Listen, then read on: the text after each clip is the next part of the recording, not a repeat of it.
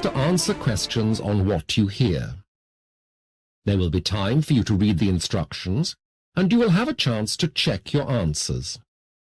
The recordings will be heard only once. The test is in 4 sections. Record all your answers in your test book, and at the end of the test you will be given 10 minutes to transfer your answers to a special answer sheet. Now turn to Section 1. Section 1.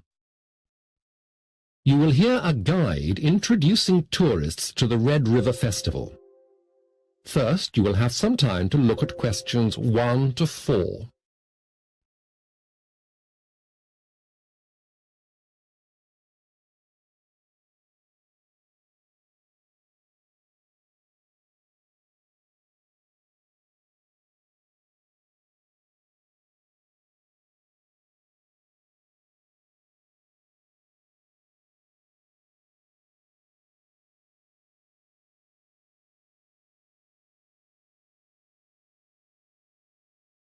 You will see that there has been an example written for you.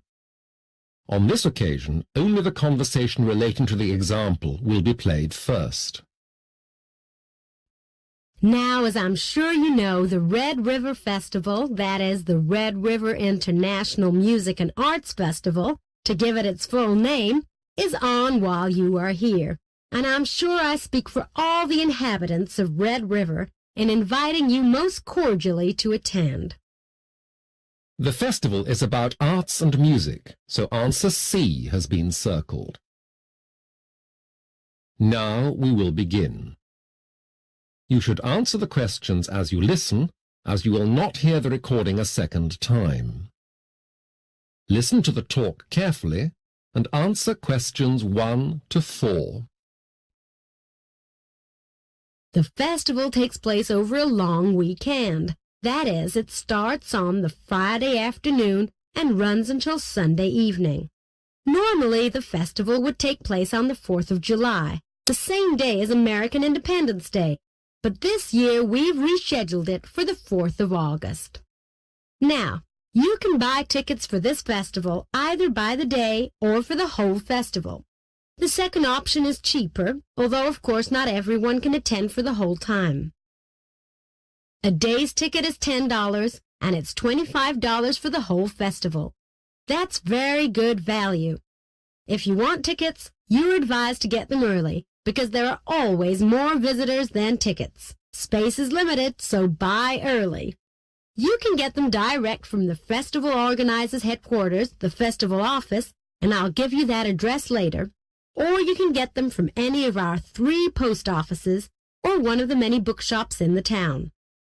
Last year, we issued them from tourist advice centers and the town hall, but this year it was decided to limit the number of outlets to cut down on administrative costs. Before the talk continues, you have some time to read questions 5 to 10.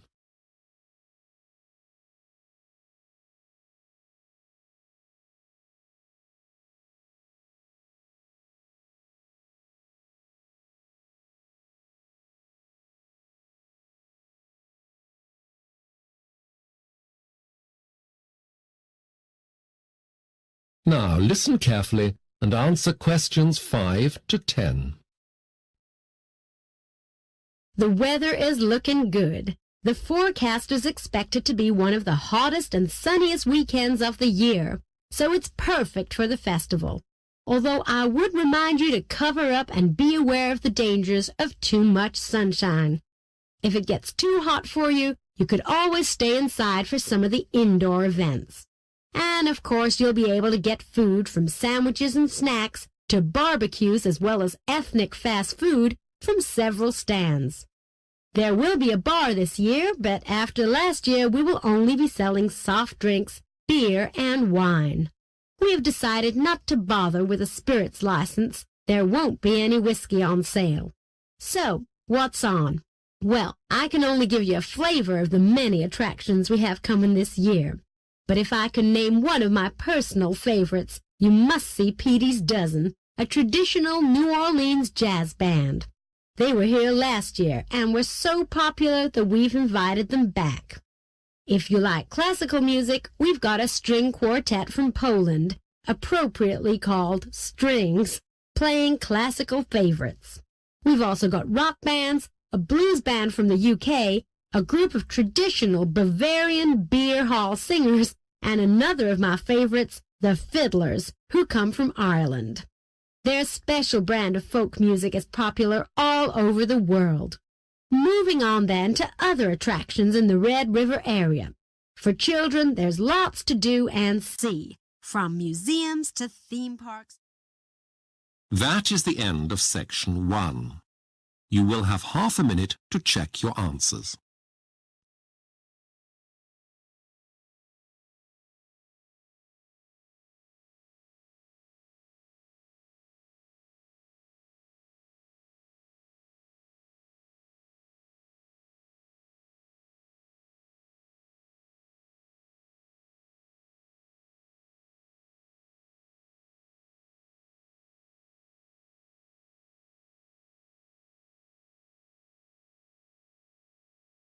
Now turn to section 2. Section 2. You will hear a man and a female bank employee talking about getting a loan. First, you have some time to look at questions 11 to 16.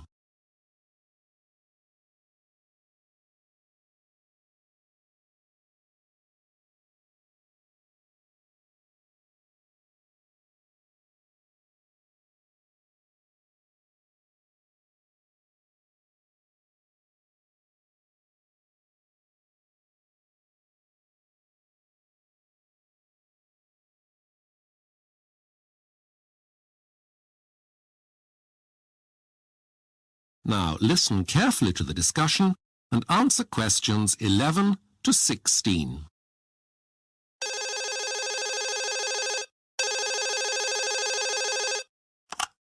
Good afternoon.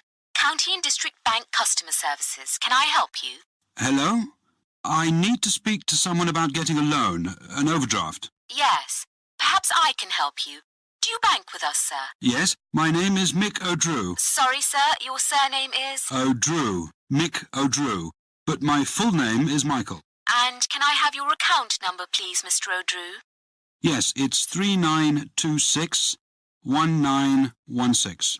That's fine.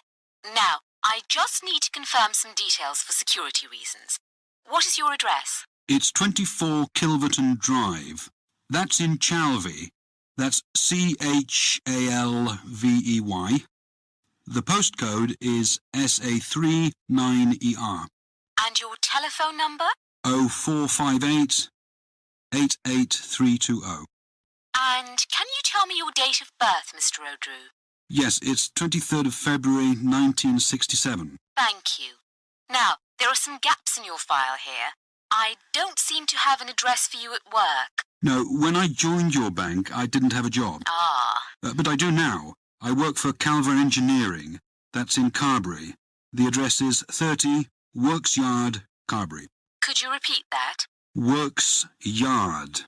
WORKSYARD. It's 2 words. Right. Thank you. Do you have a work telephone number where we can contact you, please? Yes, it's 0912 79509. 7509? No, it's 79509. Oh, right. Thank you. How long have you been there, Mr. O'Drew? I started in 1998. Okay, that's fine. And can you tell me your current salary, please? Well, I'm not sure exactly, but it's about £18,000. You now have some time to look at questions 17 to 20.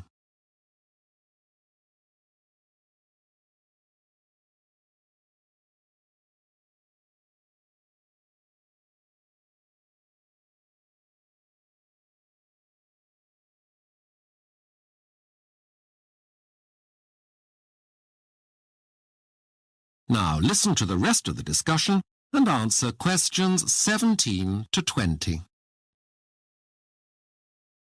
Now, you would like an overdraft. Do you have any other major debts? What do you mean? Well, are you paying a mortgage on your house? Yes, How much is that every month? it's about £450. I see. And do you have any credit cards or store cards? Yes, I pay £45 a month in credit card charges. Oh, and about £19 a month for my store card. That's with JH only, the clothes shop. Do you have any personal loans or hire purchase agreements? None whatsoever. Right, well, the loan shouldn't be a problem. I can set it up for you in the morning. I've set your limit at £250, although you can raise this to £300 if you're still having problems. Just give us a ring if you need to. Oh, that's great. Thank you. Goodbye. Goodbye, sir. That is the end of section 2. You will have half a minute to check your answers.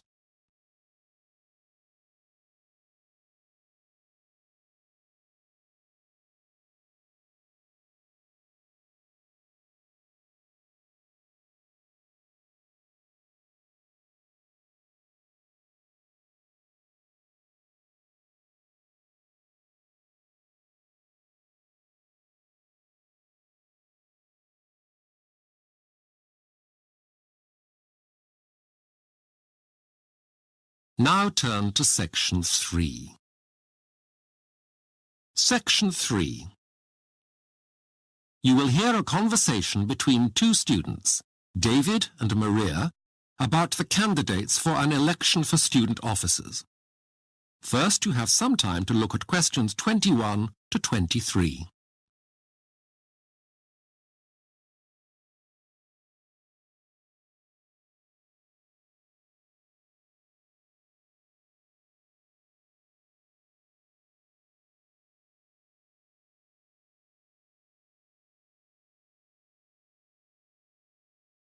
Now listen carefully to the conversation and answer questions 21 to 23. Hi, Maria. Have you voted yet? Oh, hello, David. What did you say? Have you voted yet? You know, in the student union elections. Well, no. I mean, they've only just released the names of the final candidates. The first round elections were only held last week. But I voted already. Yes, but that's the first round. You know how this works, don't you? Well, not exactly. I mean, I thought you just voted. It's pretty simple, but it's made more complicated because this university has 4 colleges, not just one. Each college can have many candidates for each post. These are reduced to a logical number. Then the real voting takes place. So what did I vote for last week? That was the first round, like I said. You voted for the candidates for Peterborough College, that's all. There are also candidates from the other 3 colleges. Oh, I see. Well, there are 7 positions to apply for in the union, although 2 of those are dealt with later in the year. That's the president and the vice president. Anyway, each college sends 1 candidate on to the second round, so that's 4 in all for each post. In other words, it's 20 candidates. That's quite a lot. It isn't when you think that there are 14,000 students at this college. No, I suppose not. Can they all vote? Yes, part-time and full-time students. Everyone. But most don't. Only about a quarter of those eligible to actually bothered. You now have some time to look at questions 24 to 30.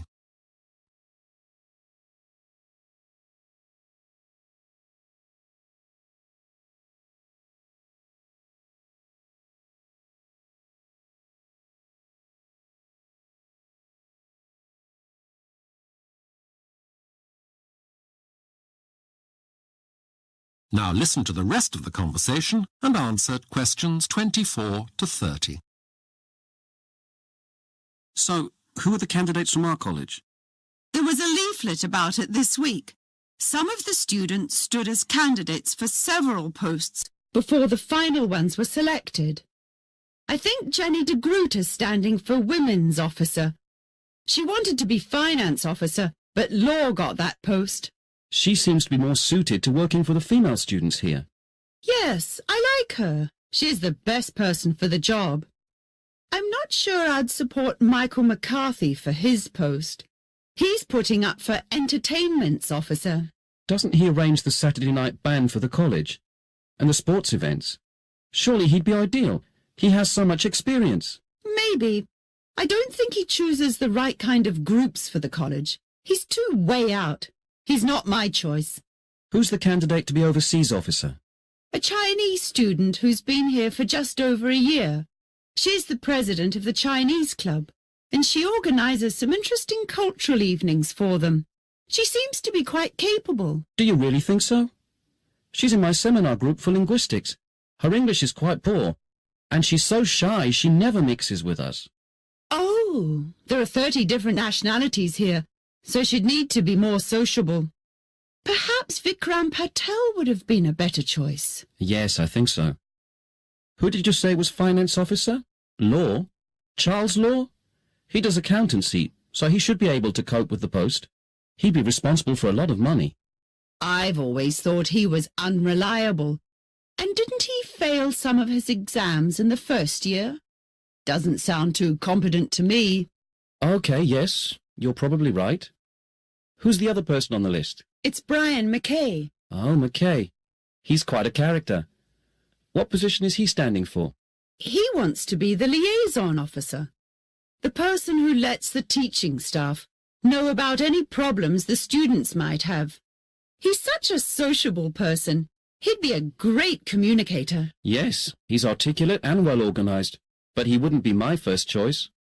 Anyway, they're only the candidates from Peterborough College, so we'll have to wait for the results of the real election next week to see who actually gets each post. Yes, we can discuss this again. That is the end of section 3. You now have half a minute to check your answers.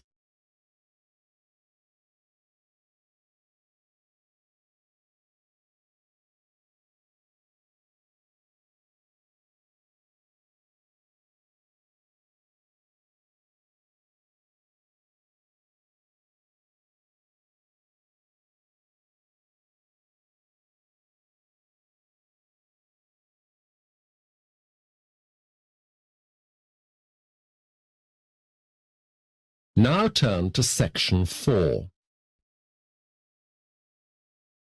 Section 4. You will hear a lecturer giving a talk on languages. First, you have some time to look at questions 31 to 40.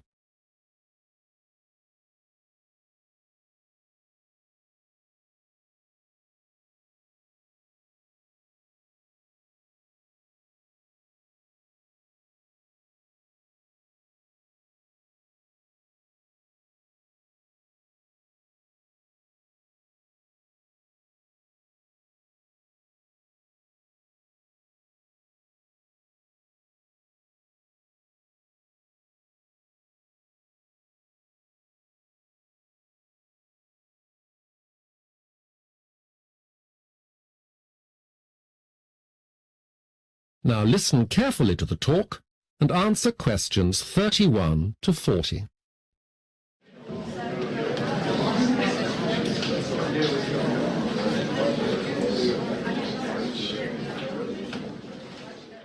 Thank you all for coming. Are we all here? Right, well, let's begin. This lecture, as you know, is the third in our course, Introduction to Linguistics. Today, we'll be looking at a variety of different languages, not any one specific one, and we'll be looking especially at languages which can help us understand how both language and languages evolve. Another issue that we will be exploring is the way in which languages have changed over time.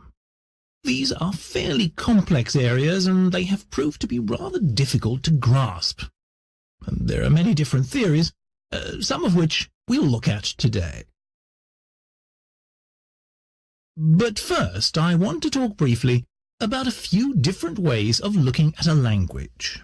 Now, the language we all speak, English, is what is called a natural language, like French, German, Greek. What do we mean by that? Well, it's a difficult term to define, because most languages have evolved naturally, except for a very few, such as Esperanto, which was invented in the 19th century. So, I suppose that what we mean by natural is a language which we consider stable, fixed, not constantly changing. Now, as we know, all languages are in fact constantly changing, so it's something of a misnomer. But let's put it another way. Natural languages are considered by us to be permanent. They didn't appear suddenly. They grew up out of other things. Now, I want to contrast these languages with two other kinds of language: Pidgin languages and Creole languages. A Pidgin language is a language which is forced into being by circumstances, usually some sort of situation where two groups meet and don't speak each other's language, and they invent an intermediary language, usually for the purpose of trade or sometimes war. An example is Tok Pisin, which is a pidgin spoken in Papua New Guinea. A Creole language, on the other hand, develops from a pidgin into a full language. This happens when the pidgin starts having native speakers, that is, people whose first language is the pidgin. This happened in the case of the French Creole spoken in New Orleans, for example. Pidgins are found all over the world, especially in areas which are or were once important trade routes: the Caribbean, China, Indian, the Pacific. Basically, pidgins can be identified with one or two important characteristics. They are made up of parts of the two languages spoken by the group that have met, the trading groups or whatever, and they are usually based on a simplified form of one of those languages. That is, their grammar is a less complicated version of the grammar in one language. They use vocabulary from both languages, but there are fewer words, so each word often has more than one meaning. For example, in Tok Pisin, grass belong face means hair or beard. The pronunciation is also made simpler as pidgins lose the complex vowels of the parent languages. Creoles, on the other hand, formed when pidgins are learnt as a first language, are just as complex as so-called natural languages. They are expanded pidgins. There is often a considerable element of politicalization, as the emphasis moves from communication, which to pidgin speakers is most important, to community, which is the mark of a Creole.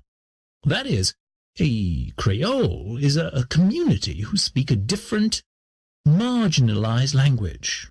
They often have to struggle to get their language recognized. As to where pidgins come from, there are basically two theories. The first claims that all pidgins are descended from a medieval trading language, what you might call the first pidgin, called Sabir. This is believed to have been based on Portuguese. It was spread as the Portuguese traders went from place to place. That is the end of section 4. You will have half a minute to check your answers.